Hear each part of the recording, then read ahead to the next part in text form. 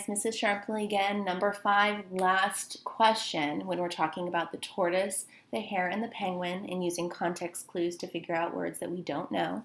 So when we don't know words, then we can use the text around it to try and figure out what it means.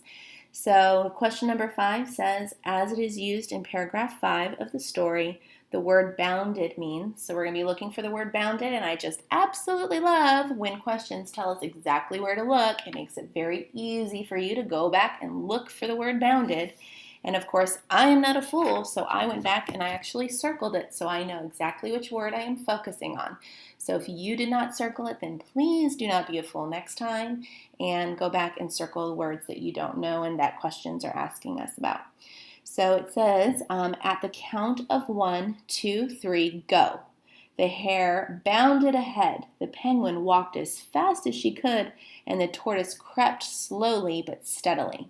Soon they came to a large pond. So we know that they are racing, and the hare says at the count of 1, 2, 3, go. And then in the beginning of a race, if you think about the hare, which is like a rabbit, so we have the hare, the penguin, and the tortoise.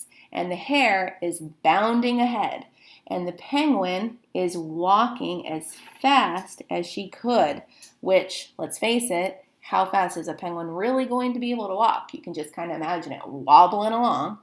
And then we have the tortoise crept slowly but steadily. So you can just kind of envision that tortoise going so slowly as they are racing. But the hare is bounding ahead. So we know that whatever bounded means, they are ahead. So if somebody is racing and they are ahead of everybody else, then whatever bounded means that they are probably going quite quickly. So let's go ahead and look at our questions. And it says, as it is used in paragraph 5 of the story, the word bounded means A, began, B, tied together, C, leaped, and D, set a limit. So we can go ahead and just look right at B because tied together would make absolutely no sense. They are racing, and the fact that the hare is bounding together does not mean that they are tying something together, or he's bounding ahead does not mean they're tying something together. So we're going to get rid of B because it makes absolutely no sense. And then D says it is set a limit, which does not really pertain to this race at all. So we're going to go ahead and get rid of D. And we know that they either began or he leaped.